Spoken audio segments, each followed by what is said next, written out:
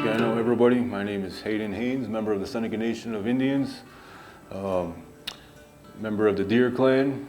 I grew up in Cattaraugus, which is one of our territories.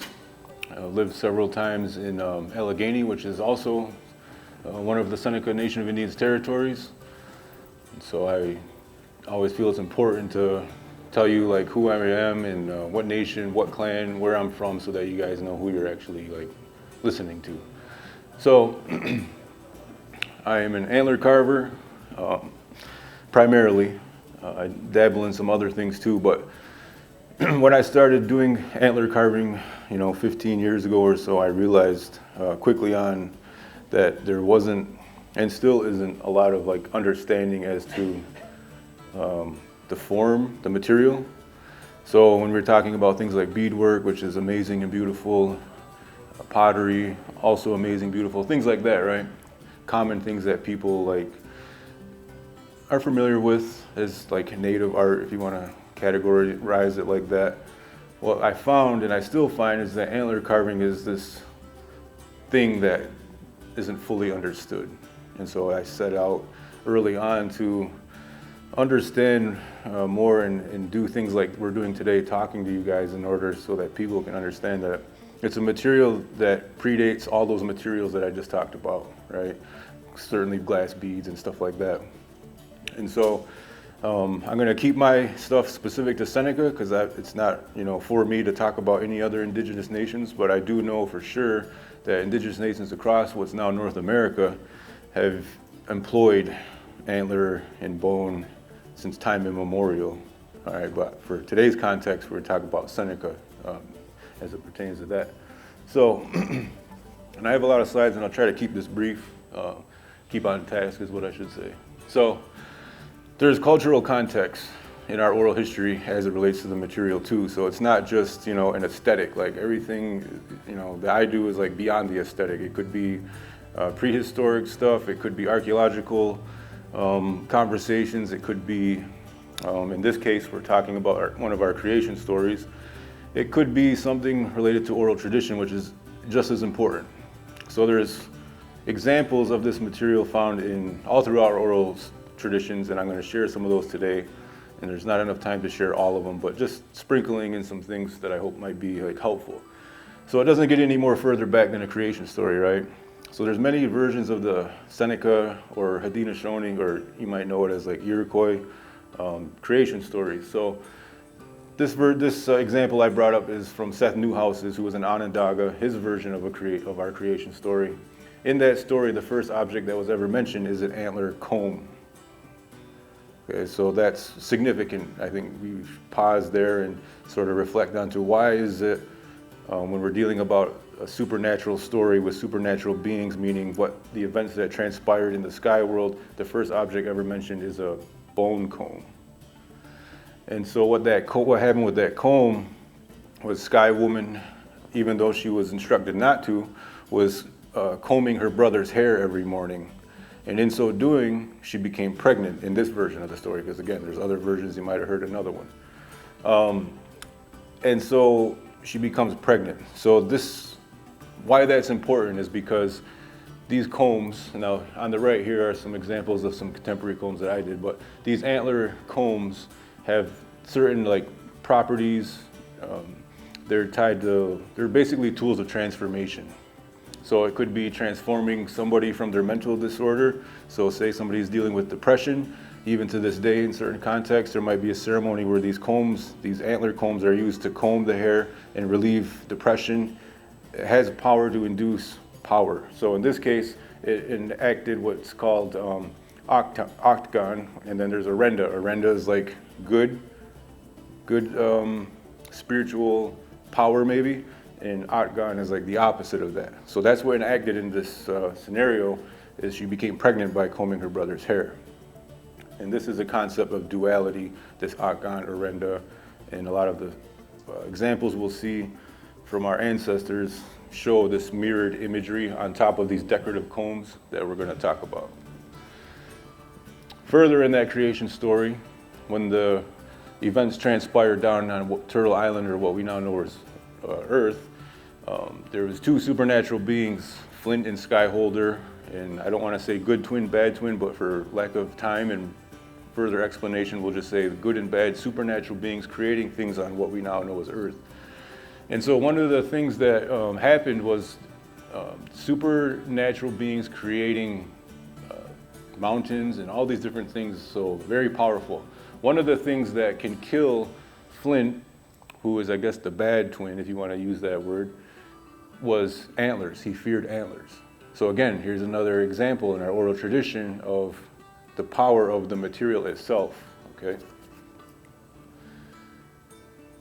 And this is just another further example that we can see here. And it's using antlers to create fear into Flint, as Flint is creating all these, what could be perceived as negative things, okay? So, I mentioned Iroquois. So for us, it's Haudenosaunee, which means like people of the Longhouse, or they caused the Longhouse to be extended, is probably more accurate. If you've heard about the Great Law of the Iroquois, the formation of the 5 nations, we're talking about the Seneca, the Cayuga, the Onondaga, the Oneida, and the Mohawk. So many people are familiar with like the 5 nations and the wampum belt that was created subsequently because of those events. So in that story, to try to keep it brief, towards the culmination, there was an Onondaga chief, or an Onondaga person, I should say, that was very powerful. He had powers supernatural-like, and he wasn't necessarily a good person. His name was Tadadaho, or he became Tadadaho. And so in order for the 5 nations to fully be established and unite in peace, as what we know as the Iroquois Confederacy, they had to convince this person, Tadadaho, to join this cause, because without that, he could easily disrupt and destroy everything that they were doing, which is what he was doing, actually. So, to make a long story short, Tadadaho, they were able to convince him to join their cause for peace, and their ceremony was held, in which time they say they combed the snakes from his hair. So they straightened his mind, which straightened his body. So physically and mentally, he was transformed as a result of using an antler comb. So again, oral traditions, super important, but it speaks to the importance of the material as it relates to just the oral tradition context. On the right here is an image of a piece that I did that I called Condolence, and it just shows 2 cornhusk doll figures, one's combing the other's hair. Because even in modern context, when somebody passes, if they're passing and doing ceremonies, I guess in the traditional way, if you want to say it that way, at the end of the 10 days, there will be a ceremony where, say for example, the wife's husband passed away, the husband's family will comb this widow's hair and gift them a antler bone comb, and it's at that time that she's supposed to be sort of done with her mourning and moving on. Okay, so these aren't just like oral traditions, they aren't just things of the past, these are things that are still transpiring. And so this is important. So I have this piece on my table if you want to see it more closely. It's called Jegonsase. Big story. This is going back to the Great Law formation. So basically what happened was Jegonsase was a woman who was given this title, Jegonsase, at the formation of the 5 nations. And what it does is the peacemaker had given her an instruction to pick up antlers that were laying on the ground and place them on the heads of the chiefs. So our gastoes, or our headdresses, if you want to use that word for our people, you know, men wear these gastoes with these feathers, but only the chiefs can wear the ones that have the antlers on there as well as the feathers. So it's a symbol of authority, and it's a calling to how the women have an authority to raise up, nominate chiefs. They also have the authority to remove them from chieftainship and take those antlers away. And so that's why in this picture she's holding those antlers. But, so again, it's a symbol of all the stuff we talked about, but it's also a symbol of authority and leadership. But it speaks to the authority of women in our culture and their authority, which you can say supersedes men's authority. So by saying that, then we must know that since time immemorial, Haudenosaunee women have had a political voice, and that's important to know. So Now we're getting into some away from the oral tradition type stuff, and we're talking about some archaeological stuff. So bone, wood, and stone are these materials that were first used by Seneca people, right? Thorns and stuff could be used for needles and awls.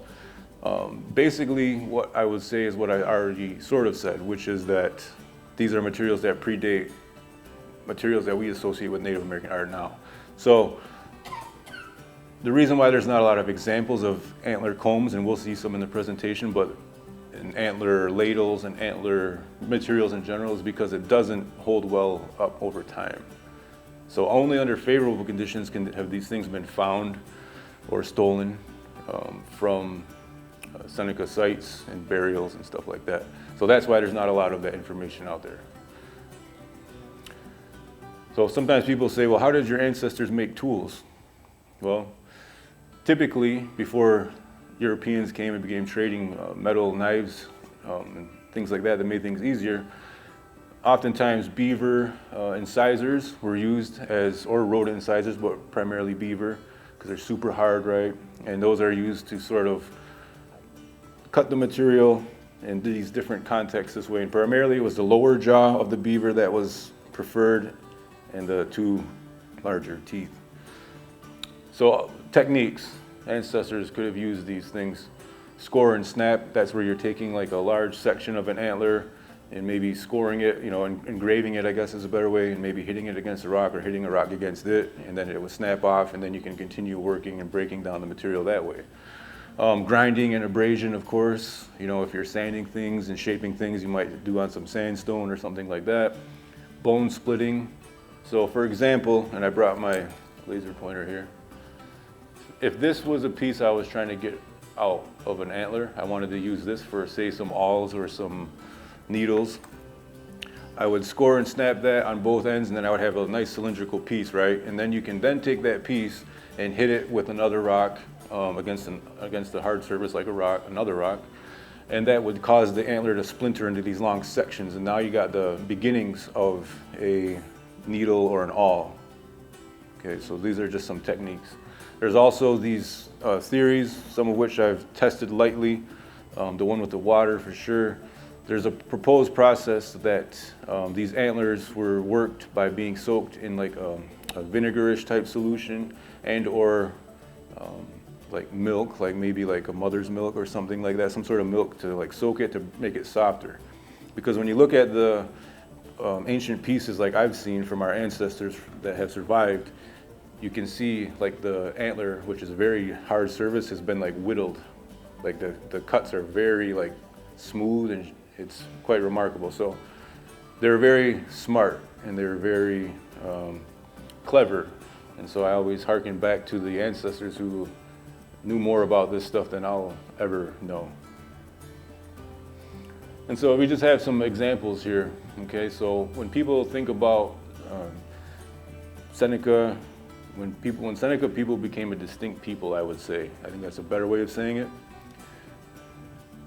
Instead of using typically flint, because we didn't have a lot of flint in our area for arrow points or projectile points, I guess is a better way of saying it, our people were using these things here, which are the tips of deer antlers for spears, for projectile points for their arrows, and here's some harpoons and other spears on the right here, fishing hooks. Here's the makings of a fishing hook from a piece of a deer, lower deer extremity, right there. So we got all these uses, right? And here's some pre-contact awls. And an awl, of course, is just simply a pointed tool that is used for piercing holes. Some needles. All right, so making nets. And I think that's something that indigenous people don't get a lot of credit for, is they don't think that indigenous people were making nets, but certainly we were. Most people I think nowadays know that. On the right here is possibly an arrow straightener made out of antler. Here's a rodent incisor, probably a beaver right there. And some different flakers, I guess if you want to call it that, for napping. I'm talking about flint napping. And then we have some other uses. So pottery. Even to this day, potters that I know that are working in the traditional ways are using pieces of antler and bone that are shaped different way to decorate their pottery. but that's something that our ancestors were doing a long time ago. So that's cool that that tradition is carrying on. On the right here, we see some markings, okay? So we're talking about utilitarian objects. We're talking about tools mostly, right? But there are markings, there are designs, there are signifiers of this nation's maybe belief system or the individual's belief system. These are showing up on these materials too. So it's not just tools. On the right here, we have some deer, the tops of a deer scapula, which were used for pipes, among other things, like clay, of course, and stuff like that. But these are just to show you different examples of how the material has been used by our ancestors. Husking pins. Okay, so you know that there's a football team called the Nebraska Cornhuskers. You guys ever heard of them? So, you know, they have this competition every year. I've learned that, like, whoever can husk the most, you know, corn, and using this tool, which is made out of a piece of antler. Traditionally, it's made out of a piece of an antler, husking pin. Our people are still using this, you know, some people, not everybody, but that's a tool that's been designed by indigenous people. And I know that for sure Seneca people have and still do use this tool. Okay, so again, past, present. And so even the lower jaw could be used, and that's what we'd be using to like scrape the corn off the cob. And of course we know, right, that corn is a gift of indigenous people to the world, right? I hope we all know that. Like 9,000 years ago in Central America, indigenous peoples began hybridizing, I guess, and seed saving, using seed selection in various ways, some of which is not even fully understood by science today. The plant Ballesteosinte, which is really just a grass. So you're taking a piece of grass that's similar like wheat, as we know wheat sort of flakes off and it's real small. Indigenous peoples figured out how to turn that into what we know as modern day corn. So I hope that everybody can understand that that's just one of the many gifts indigenous peoples have brought to the world. And now here's some more ornamentation. So we talked about glass beads. Of course, they're beautiful, nice, easier to get than creating handmade bone beads or antler beads. But here's some examples that our ancestors have used. Here's a perforated bear tooth. Those are pretty common pendants, necklace pendants. But beads and shells, these are things that our ancestors have used since time immemorial. And even human bones have been used for our things. So again, traditions change, right? New materials come about and things change. Practices change. I don't know anybody that's using human bones right now, and if I did, I wouldn't tell you. But at one time, our ancestors used a lot of human bones for ornamentation, and because there's like a power connection to that. You know, there's a connection when, for example, when our people were involved in ritual torture of what that meant to consume flesh, and you're capturing, in a way, the bravery of the deceased person. So again, it might sound shocking and crazy nowadays, but I would argue, and from what I've learned, that cultures across the world, and including Europe, have partaken in very similar, if not worse, if you want to use that way, rituals for things that they believed in. So it doesn't mean that it's right or wrong. In today's context, we would say that's absolutely insane. But again, different times, but all cultures have. So when we talk about Indians, merciless Indian savages, that whole type of thing, if you look deep enough in everyone's history, they all have things like that. So, just some examples. Toe beads from the deer. Some of those are common nowadays. On the left here is an image from the Rochester Museum of Science Center, and these are two ladles that were made out of antler. These are just examples. Not many have survived. These are Seneca ones. And then on here is just like one that I made. So again, when people say, sometimes when they see my work, they say, well, that's really different and new. It's really not. These are all forms that I've talked about already. I make my own beads out of antler. I will make spoons, ladles, I'll make figurines, I'll make all that stuff. Our ancestors have done all that work already, all right? So I'm just doing a continuation of it. But they're really remarkable that they've been making these ladles and spoons out of antler. And mostly they were done out of wood, but in rare cases, antler as well. So they make a lot of figurines. So I showed you in the beginning that figurine of Jagonsa, say the lady with all the pearls in the beginning, right? Excuse me. So figurines made out of antler are something that Seneca people have done, again, since time immemorial for different purposes. These have become pretty well-known figurines that people have wrote about. Now, there is not a lot of stuff written about with antler as opposed to terms of like academic papers and writings like that. And when you compare it to like basketry and beadwork, you can find tons of resources. There's not a lot about antlers and bones, okay? But there's the little bit there is, they talk about these, and they call them September Moran figures, I should say. And they named it after a painting by a French artist. I can't pronounce his name. His first name's Paul, obviously,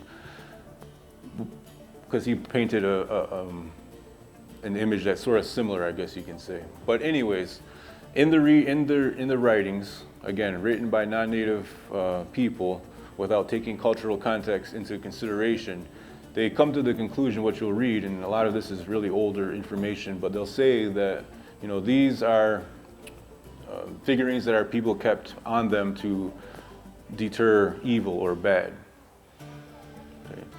But when you look at the historical record, when you look at the archaeological record, what you'll see is that these things really show up in abundance. These ones where they're covering themselves, see how they're covering their genitalia and stuff like that? They really are showing up when the missionaries start coming into our territories. Again, we gotta look at the historical record, archaeological record. So I would say, and I do say, and I'm saying now, that I believe that these are responses to the missionaries who were bringing in these diseases, who at one point, those diseases decimated 80% of the Haudenosaunee population in the 1600s.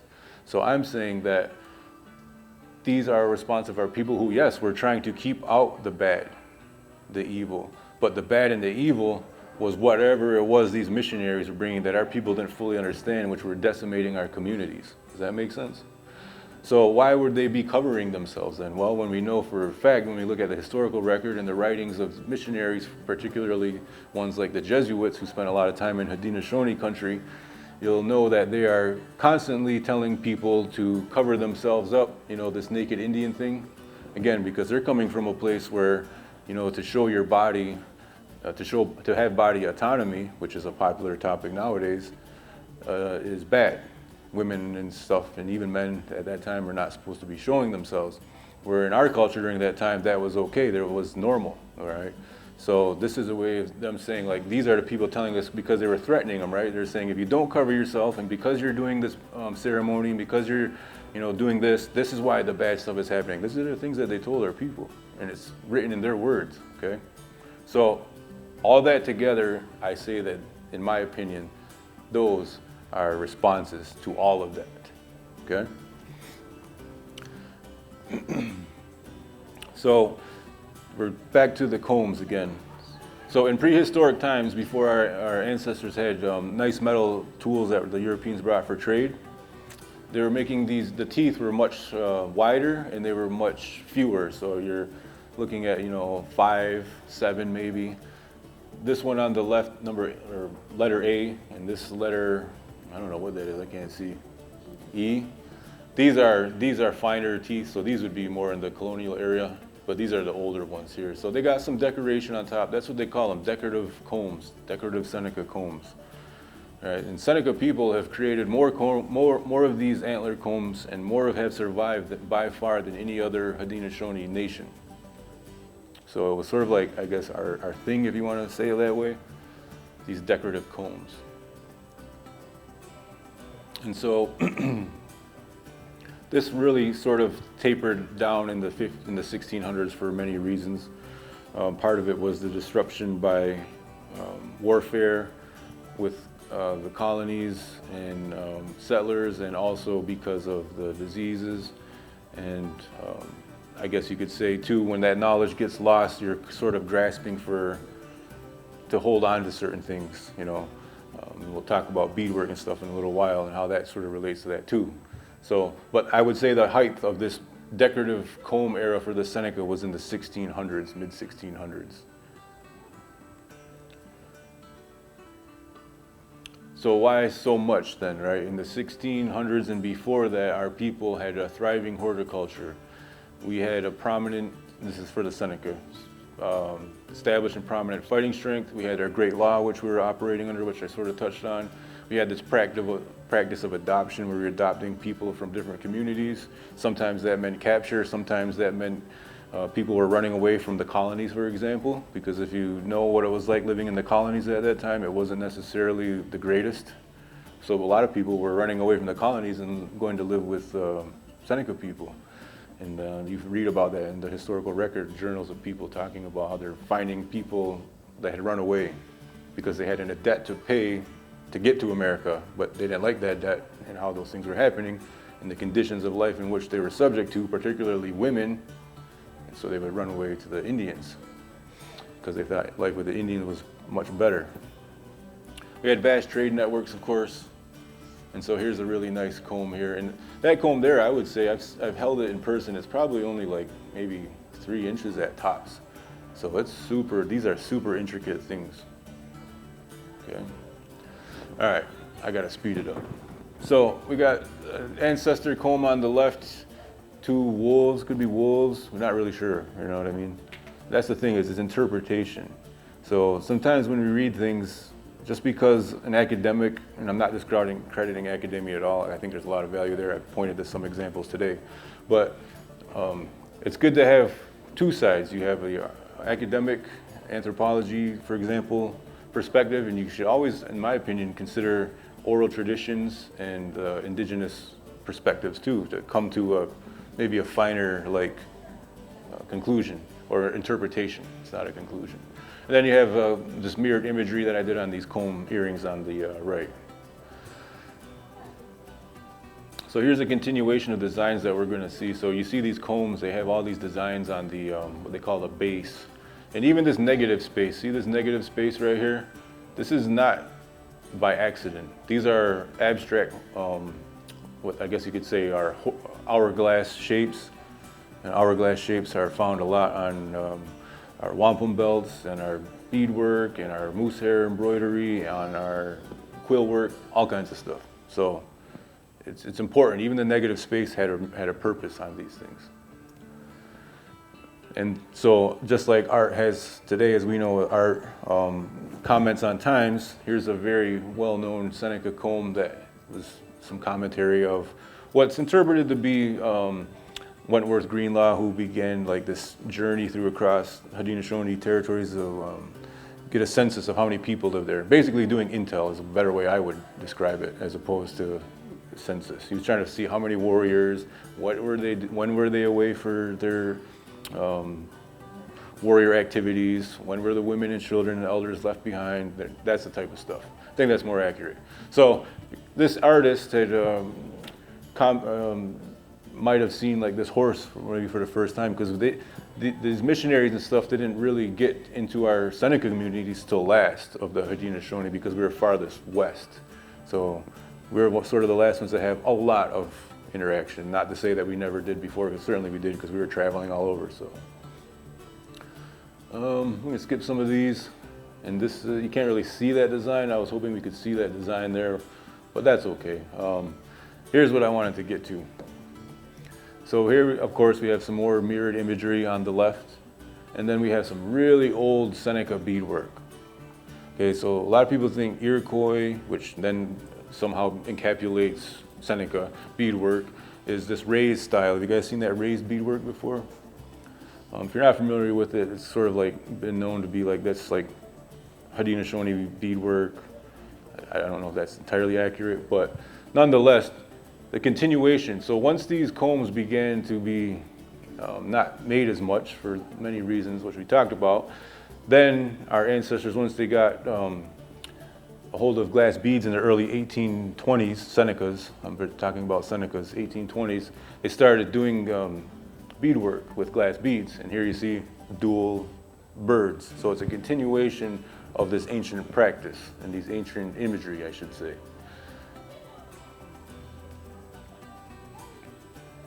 And then here's a wampum belt, and it's got, diamonds, and these are just examples.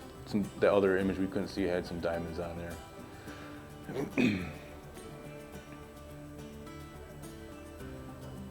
So if we want to talk about museums and the study of indigenous people, we have to remember that to this day we're typically still assigned this designation as specimens. Specimens is like something to study, really. That's like, so we're human beings, we're a people that breathe air and have iPhones and all this cool stuff, but we're still sort of thought of as these specimens. We're people to study, and that's quite alarming, I guess. But we have to remember that when people, museums, and again, you know, I'm not like trying to tear down museums because, you know, without museums we wouldn't have some of these things that we've actually been looking at. But there's a time right now in when NAGPRA was established where we're returning sacred things back to indigenous communities, because when you take them away, you're disrupting further that connection to the pieces that ancestors made to the current communities, right? So there's a lot of harm that can be done, and I'm not saying that it was all bad, right? I'm just saying it is what it is, but now how do we move forward? And so here's some fun stuff, I guess. Some people that, you know, inspired me. So there's the late Stan Hill Sr. on the left, one of his pieces. And then my all-time favorite antler carver, the best in my opinion, was Norman Jimerson. He was from Cattaraugus, which is where I grew up, and there's a piece of his on the right. So in the 20th century, people, in particular these two gentlemen here, Stan first, it says Stan, it's supposed to say Stan, that was my bad. They began to make these sculptures and these really beautiful things. Here's another piece by Norman Jimerson. Okay. Another Norman Jimerson piece here. And so again, going back to how I started, once I realized you know, this art form, now I hope we have you know, I didn't do it justice because we don't have enough time, but now hopefully we have a little bit of understanding of the importance in a cultural context and these other things we've talked about, and how those motifs and forms are still being used today, and the things that we see, if we look closely enough and if we know what we're looking at, we can still see them in beadwork and all kinds of things, okay? So all that being said, to this point, so this day, there's still a lot of questions as to what is that? You know, if they see someone's antler carving work, you know. But that's what inspired this piece here, because it's sort of like a tongue-in-cheek thing where I said to myself and my wife, I said, well, if they, you know, want to treat antler carving, which is what I do, as the equivalent to like macaroni art that you do when you're like in recreation in high school, then I'm going to I'll give them macaroni art. And so that's what this is here. So this is a rattle that's made, and it's got a figurine on top that's made out of antler, but it's designed to look like macaroni, and it's all carved pieces that I then later put color on. So that's just something funny that I wanted to lighten the mood with.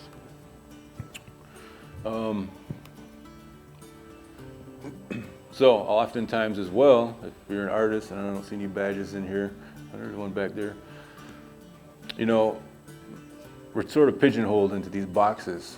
You know, in order to sell something, you have to make something that's Indian, something that's like can easily recognizable as Indian, I guess is what I should say. But what that does is it makes people feel the pressure to make certain things and not have creative freedom.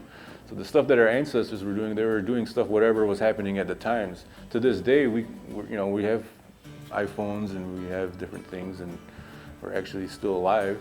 So it's no reason why we can't sort of incorporate traditional materials. In this case, it's just pieces of like earbuds and like some charger cords, and this celestial tree here has got some Wi-Fi figures. So it's like an ancient design, this celestial tree, but I've incorporated different things to make it like more. But again, that's just my pushback against that stuff, is all it really is.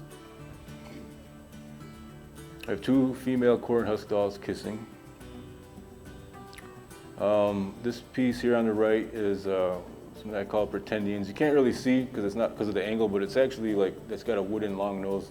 It's like take on Pinocchio. All right. So there's a whole thing with pretendians, which we don't have time to get into, but if you want to search it, it's pretty easy to find what that whole thing is about. It's alive and well, sadly, but just something to give you some different contemporary visuals. Here's a piece that I did. two people holding hands. And so it's a take on like a wampum belt.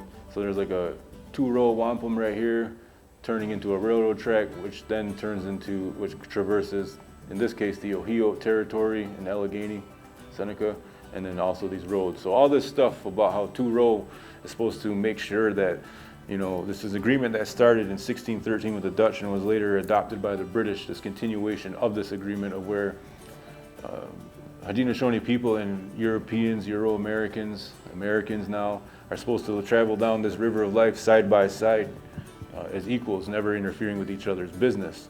And so, but what happens is, well, what happened is that didn't happen and doesn't still happen. And so if you go through most, well, I'll keep it on Seneca. If you go through any Seneca territory, there's 2 things you're always going to find. 3 things, I'm sorry. Well, you're going to find railroad tracks because it's much cheaper during the railroad era to get land, either take it or lease it for cheap from the Indians as it is from non-Indians. So there's always railroad tracks. There's always a highway of some sorts as well.